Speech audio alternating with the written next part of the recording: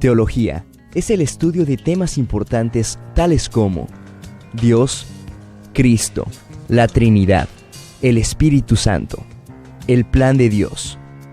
Damos la bienvenida al Dr. Alberto Platt, maestro para esta importante materia.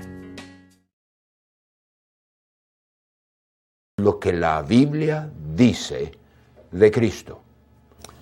La segunda persona de la divinidad, Dios verdadero, de acuerdo al plan perfecto y eterno de Dios, y mediante la intervención milagrosa del Espíritu Santo en su concepción, pues esta segunda persona de la divinidad aceptó la humanidad. Cristo condescendió a límites voluntarios mientras caminaba así hacia la humillación de la cruz. Pero nunca, ni por un instante abdicó, ni siquiera una mínima parte de su divinidad. Voluntariamente aceptó velar su gloria, pero no abandonarla. ¿Y cuál era el propósito de la encarnación de Cristo? ¿Por qué se dignó aceptar la humanidad? Otra vez acudimos a la Biblia, la única fuente fidedigna de información referente a los propósitos de Dios. Actualmente la Biblia asigna varias razones por la encarnación de Cristo.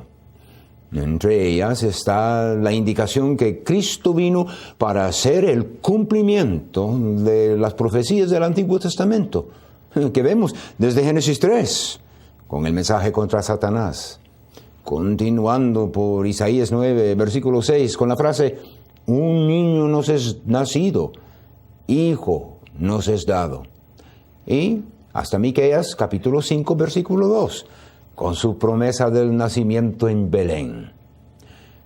Se cumplió la de Miqueas en Belén, con todo y la promesa a María misma, que el Señor Dios le dará el trono de David su padre. Lucas 1, 32.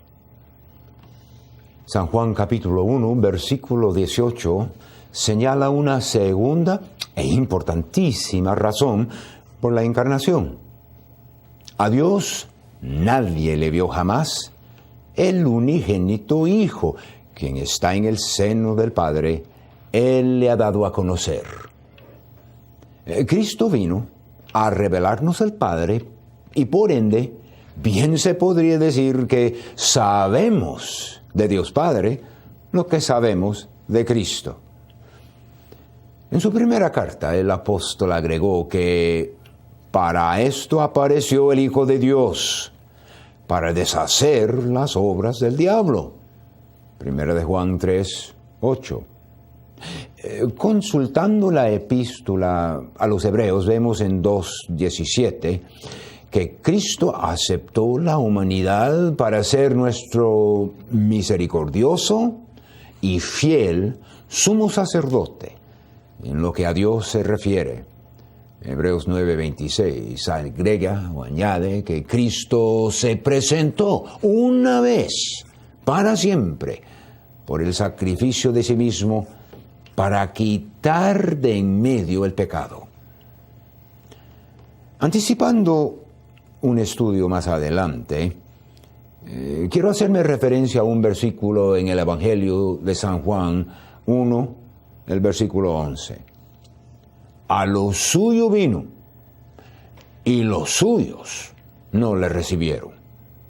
En cumplimiento de las profecías, Cristo, el Mesías, se presentó a Israel con todas las credenciales de Mesías.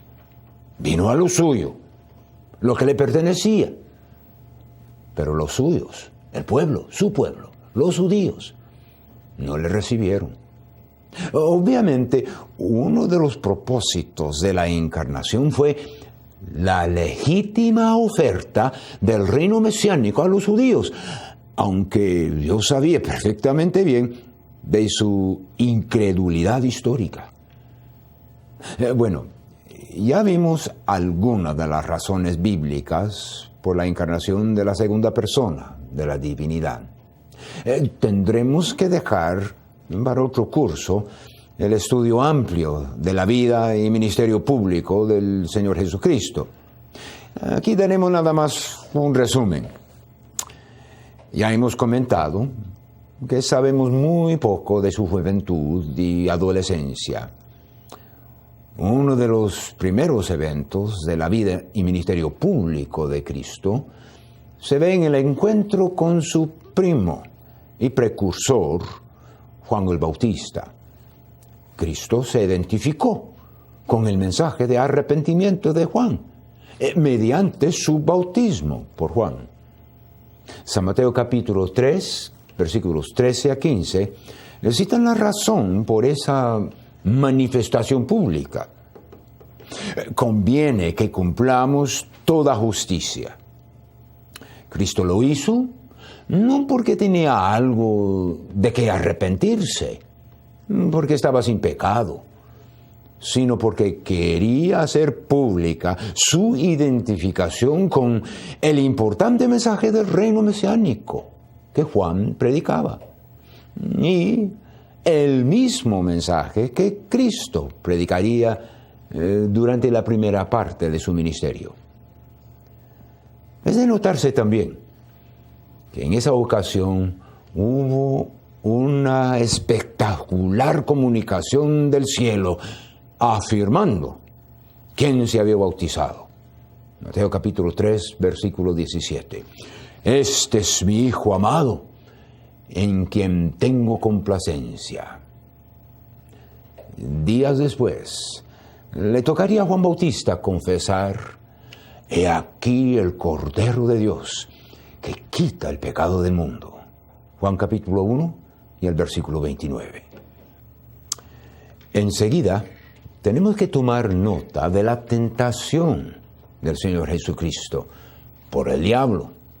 Que conste, no tanto un solo evento o acontecimiento, sino un proceso de más de 40 días. Alguien dirá: ¿por qué será que Dios Padre permitiría que su Hijo fuera expuesto a semejante experiencia? Sabiendo que Cristo no pecó y en realidad no pudiera haber pecado, siendo Dios, es obvio que Dios le permitió ser tentado para demostrar su carácter santo. La motivación de Satanás era distinta, puesto que, según su propia meta de ser semejante al Altísimo, Isaías 14, el propósito de Satanás era de hacerse ver un defecto en Cristo, mientras que el propósito de Dios era de manifestar que no hubo semejante defecto. Hebreos 4:15. Porque no tenemos un sumo sacerdote que no pueda compadecerse de nuestras debilidades, sino uno que fue tentado en todo, según nuestra semejanza, pero sin pecado. Otro evento que merece el calificativo de espectacular era la transfiguración. Inmediatamente después de haber dicho que algunos no morirán o morirían hasta no ver al Hijo del Hombre viniendo en su reino, Mateo 16:28, se acordarán que el Señor llevó a 3 de sus discípulos a un monte alto. Allí el Señor fue transfigurado delante de ellos, y resplandeció su rostro como el sol, y sus vestidos se hicieron blancos como la luz. Mateo 17:2. Juntamente con él aparecieron Moisés y Elías. Y de acuerdo a la Biblia, los 3 platicaron. Así, Cristo dejó que Pedro, Jacobo y Juan le vieron en algo de su gloria. En realidad, cumpliendo el versículo 28 del capítulo 16, en donde decía que algunos verían al Mesías tal y como Cristo será durante el todavía futuro reino mesiánico. Así que Cristo ofreció un pequeño vistazo al futuro, un futuro seguro. El Señor Jesucristo era un maestro sin rival. Así atestiguaron los que le oyeron, Mateo 7, 28 y 29. Y cuando terminó Jesús estas palabras, la gente se admiraba de su doctrina, porque les enseñaba como quien tiene autoridad y no como los escribas.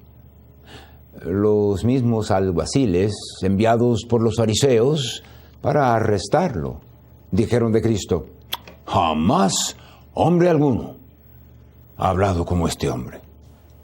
Juan 7:46. De entre 3 años y medio de enseñanza sobresaliente, tenemos preservados en la Biblia 3 grandes discursos, cada uno merecedor de un estudio minucioso. Está el Sermón del Monte, encabezado por las famosas bienaventuranzas en San Mateo capítulos 5 y 7. En el mismo Evangelio de San Mateo, capítulos 24 y 25, se encuentra el discurso del Monte de Olivas. Y en Juan 13 a 16, el discurso en el aposento alto.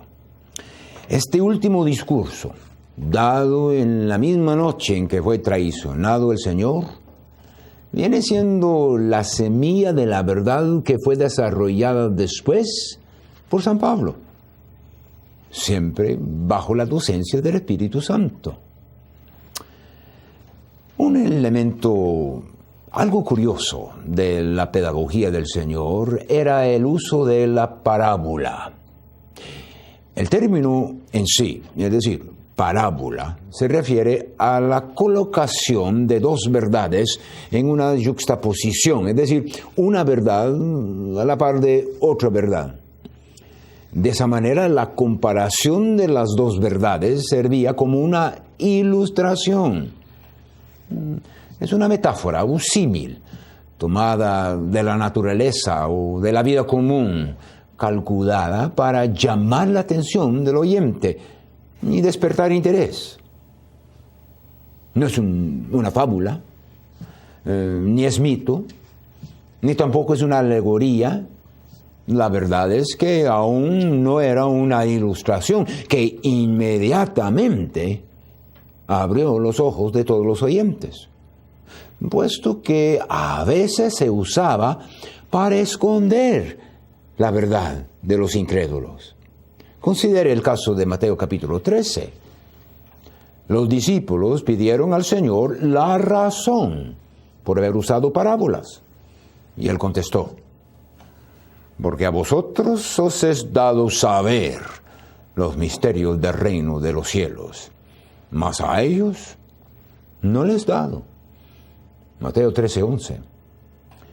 El estudio de las parábolas abre una verdadera mina de riqueza al investigador bíblico. ¿Y qué diríamos de los milagros? Esparcidos por todo su ministerio público y nacidos en la gran compasión de Jesús, esos milagros sirvieron un propósito muy importante, propósito didáctico. San Juan hace referencia a ese propósito cuando en capítulo 20 se refiere a los milagros que él había incluido en su crónica.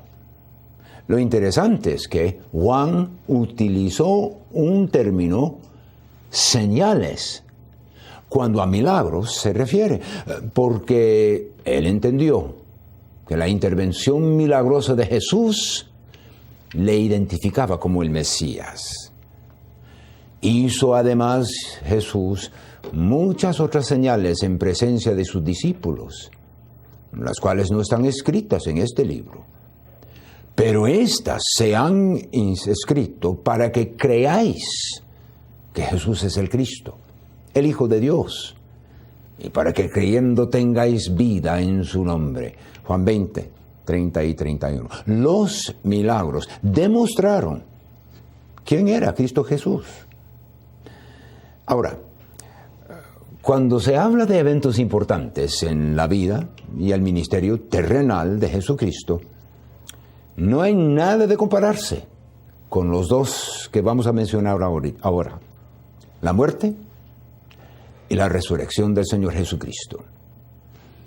No cabe la menor duda que la vida terrenal de Jesucristo nos ha provisto de magníficos ejemplos de servicio abnegado, de principios nobles, de compasión admirable.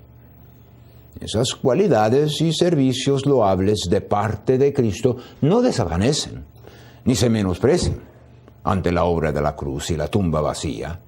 La vida pública del Señor, con su amplio e importante ministerio didáctico y servicial, demostraba las dos naturalezas perfectas de Cristo, la divina y la humana. Esa vida era excepcional y todavía es muy apreciada. No obstante, su confesadamente maravillosa y bendecida vida y ministerio público no alcanzan la importancia trascendental de su muerte y resurrección. El significado doctrinal de esos eventos lo trataremos más detalladamente cuando estudiamos las doctrinas del pecado y de la salvación. Sin embargo, tendremos que anticipar esos estudios con a lo menos una breve consideración aquí. En primer lugar, la muerte del Señor Jesucristo bien merece ser llamado una de sus obras, es decir, un evento planeado y por eso anticipado desde toda la eternidad. Considere que Juan en Apocalipsis 13, versículo 8, dijo de Cristo que era el Cordero que fue inmolado desde el principio del mundo. Su muerte no era un accidente y él no era mártir. San Lucas cita las palabras de Pedro y Juan en Hechos 4, 27 y 28, porque verdaderamente se unieron en esta ciudad contra tu santo Hijo Jesús, a quien ungiste Herodes y Poncio Pilato, con los gentiles y el pueblo de Israel, para hacer cuanto tu mano y tu consejo habían antes determinado que sucediera. Lo interesante era que a pesar de porciones como Isaías 53, 4 y 5 y 6, Daniel 9, 26 y los Salmos 22 y 41, el pueblo de Israel rechazaba totalmente la idea de un Mesías sufrido. Los judíos se acostumbraban a interpretar la porción clásica de Isaías 53 como el sufrimiento de la nación, principalmente por su idea preconcebida de un Mesías solamente triunfador. Persistía esa idea entre los judíos en los tiempos de Jesucristo, sobre la tierra, cuando las multitudes esperaban a un Mesías libertador. Su concepto era de un Mesías montado a caballo y con su espada en la mano, venciendo dramáticamente a los romanos opresores. Un Mesías sufrido y sobre todo el sufrimiento del oprobio de la odiada cruz romana. Pues eso les era totalmente inadmisible. Hasta no tener más instrucción y más madurez en los asuntos del Señor, sus mismos discípulos también dudaron de sus anunciados sufrimientos. Mateo 16, 21 y 22. Desde entonces comenzó Jesús a declarar a sus discípulos que le era necesario ir a Jerusalén y padecer mucho de los ancianos, de los principales sacerdotes y de los escribas, y ser muerto y resucitar el tercer día. Entonces Pedro, tomándolo aparte, comenzó a reconvenirle, diciendo: Señor, ten compasión de ti, en ninguna manera esto te acontezca. Persiste aún el mal entendimiento y el rechazamiento entre los judíos hoy. Las mismas palabras de nuestro Señor en la cruz afirman que lo sucedido en ese madero cruel era el apogeo del cumplimiento de la voluntad de Dios. Gritó: consumado es, tetelestai. El sentido del grito era que ya se había terminado la obra salvadora, a la cual había sido enviado del cielo. Faltaba solamente aquel evento supremo que hacía hincapié en su identidad divina, la gloriosa resurrección de entre los muertos. Él vive. Es 1 Corintios 15, 3 y 4, que combina la cruz y la tumba vacía para proveernos del mensaje más sencillo, más completo del Evangelio que salva. Cristo murió por nuestros pecados y resucitó el tercer día, conforme a las Escrituras. Gracias, Dr. Platt, por guiarnos a través de lo que dice la Biblia acerca de la teología. Estudia tus notas y prepárate para la siguiente lección. Hasta entonces.